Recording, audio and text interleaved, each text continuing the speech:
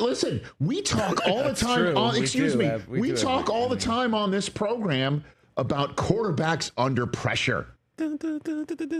You keep saying to me, Chris, I like these quarterbacks are under pressure. They If are. Lamar doesn't win one, he's going to be, all these MVPs. But he doesn't want to wake up in the morning and turn on his television and hear that he sucks.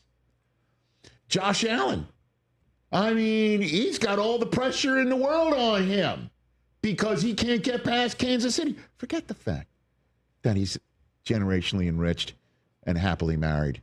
And everything's pointing up. Like, seriously, when he woke up this morning, do you think he's like, man, I'm under pressure, or life is amazing? All right. Now, but your point is like, hey, week one, though, here we go. Here we go. First, the reason why I mentioned these two quarterbacks, not just because they're the last two most valuable players of the National Football League, and were 1 and 2 in the finishing of this year's awards, and that's even counting the fact that they didn't count Tony Dungy's vote. Did you read that one over the last couple of weeks? Yeah, they counted someone else's vote twice instead of his once by accident. I mean, the Associated Press usually is loose with facts. Oh, wait a minute.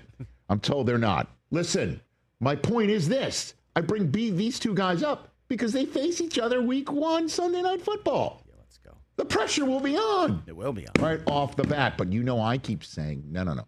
Pressure is most on the line when your job is on the line, or your ability to continue doing your job could be on the line, or the way you do your job puts other people's jobs on the line. Now that is pressure. So why would Dak be in that department? He's making $60 million a year, right? Didn't his a lovely bride post photographs of their latest child? Yeah, right? recently. Okay. Or is it his first? I don't know. Second, right. Happy Father's Day to you, Dak. And Brian Schottenheimer is new to the gig. What, are they going to one and done him? Or don't answer that question. I believe. No. The pressure. The man who once upon a time said pressure. It's pressure. Pressure just makes diamonds, right? Remember that? Dak was the guy who said pressure makes diamonds. That's how you get them. I like it. This is what he had to say about winning a championship, which, as you know, Dallas has been in search for quite some time. Yeah. Hit it.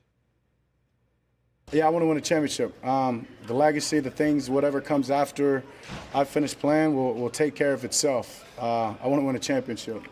Be damned if it's just for my legacy or for this team, for my personal being, for my sanity. Yeah, the legacy will take care of itself. I have to stay where my feet are. For his sanity. Ooh, baby. His sanity. Yeah. And yours too, I imagine. Well, the thing is, this is why I hate sound clips, because they cut it off right before he said in TJ, and I wanted to win it for him too. But they cut that off, so yeah. Editing. Yeah. But for his sanity. And mine. And yours, For that piece of paper I refuse to sign. Well, because you won't sign that piece of paper because you do believe they have a shot at the title this year. Do I? Well, I mean, again. Yeah, I do. Look, listen, you've got to believe that if you are a fan and for your own sanity, because I imagine this is the sort of stuff that would make one go insane right here on the screen. That'll make you go nuts. Somebody sends you all these balloons and flowers when your team does not perform well against the team that eventually does go on to win the Super Bowl. I was wondering what you were whispering to Hoskins about a second ago, and I was like, hey, put the picture up. I was just thinking about it and just put the picture up. Hey, feller, not you too, bro. A2, Jason, A2. But you have to believe they've got a shot at the title this year. I think if you're a fan, you have to, going in there every year, believe that you have. And just take a look at the Indiana Pacers right now. Coming into the season, no one's like, that's the team. That's the team that's come out of the Eastern Conference. That's the team that's going to catch fire. That's the team that's going to win damn near 60 games after the season, after the calendar turns. Won 47 regular season games in 2025, and you could see they are now 2 wins shy of the title here, which means you could plus them up 14 in that win department. thus 61 wins in 2025. Nobody had that for the Indiana Pacers. Why not the Dallas Cowboys? Why can't Dak be the Halliburton? Why can't CeeDee Lamb be the Siakam? Right? Yeah. Honestly, why can't George Pickens be the Benedict Mathurin of the equation here, even though he doesn't come off the bench? Seriously, why can't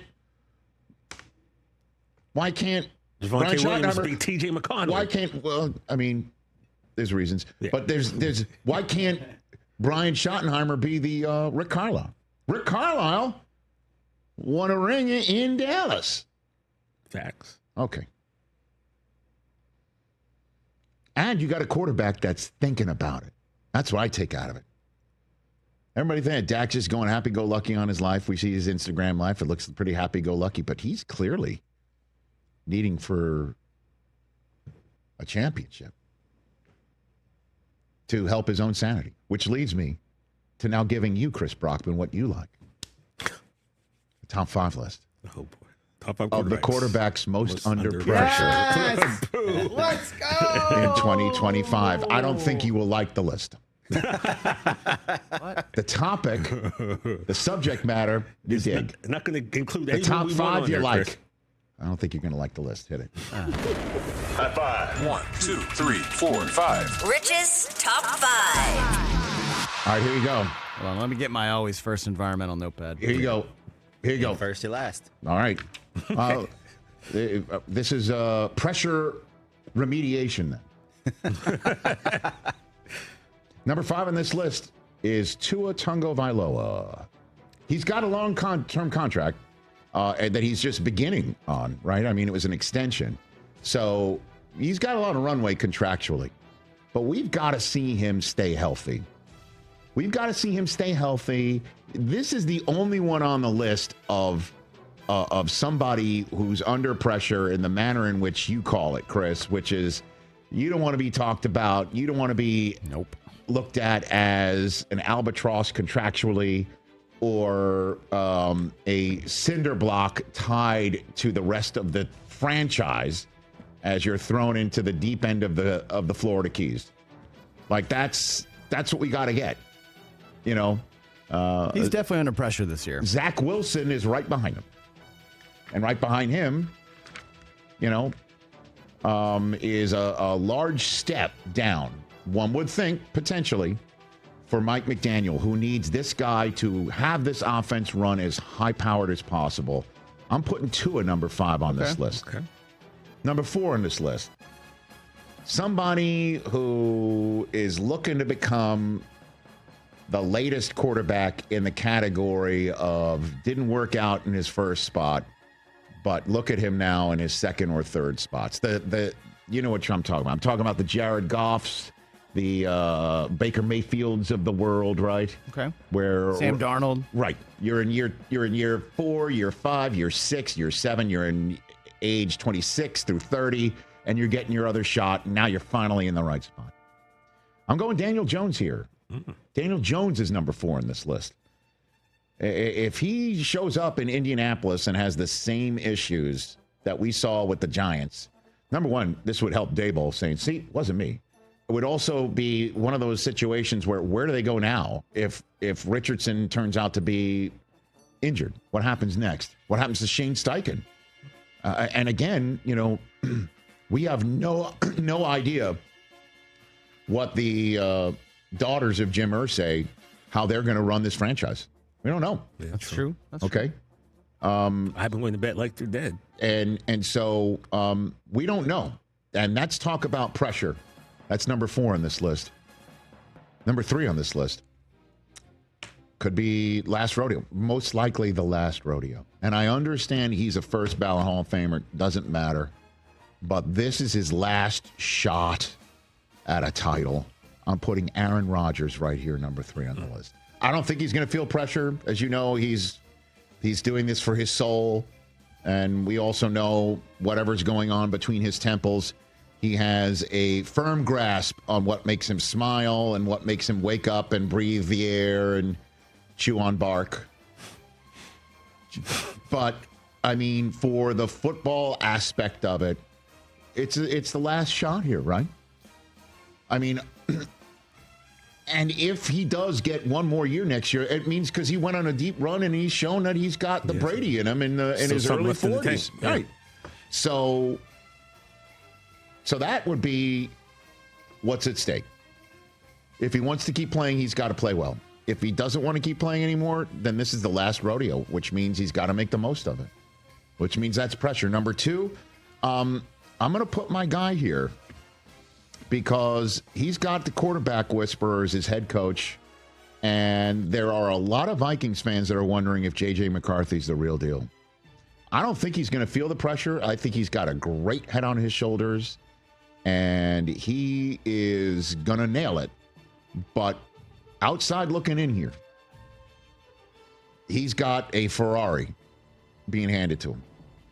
And we'll find out if he's Andretti or he's Ferris Bueller's day off.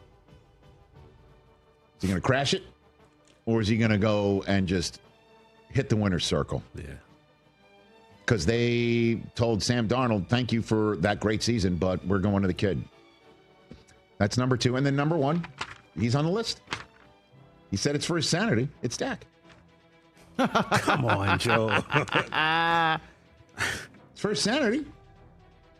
Right? Self-admitted. And if he doesn't do it, if it doesn't work out, then what? It'll fall on the coach. You know it. I know it. And you know deep down. Jerry loves hanging on to guys. He doesn't want to done people. Yeah, so that's I know it. why I'm hesitant to agree with this. He said it's pick. for his sanity. Yeah, okay. I heard that. I'm like, wow. We gotta get this guy a title. Or at least make a nice run of it. It's marvelous. It's time, man. Number one, interesting. Number one. A fourth-round pick. I heard. Oh, come on now. We're so beyond that. Wow, Pal. I'm still saying, like, We are so beyond that. people take that stuff into consideration. You have one more. I did not know this. Well, it's not just one more. It's a lot of one more. I went back and forth. And I'm just deciding to say every single quarterback in MetLife Stadium. All of them. Is it Russell's last ride? I know Jameis doesn't have much pressure, but does he want to be a backup the rest of his career? Just a guy who comes in and gives you some energy for 4 to 6, if need be, eating W's. You know, if Tommy Cutlets gets in there, look out. Yeah. And then this is Justin Fields' opportunity. Could the Jets be the last team to basically say, this is your gig? This is your team? Welcome to our franchise. This is your team. He's still a young guy. He is. But this is a talented team that he's being handed. I think he's got a better offensive roster than he's ever had in Chicago. Ever had in Chicago. And it's better than the one that he had last year in Pittsburgh, with all due respect. Maybe not. Pittsburgh had a better offensive line in front of him than maybe what the Jets have right now. I don't know. We need to see it. There's a lot of young ones on that line. We'll see.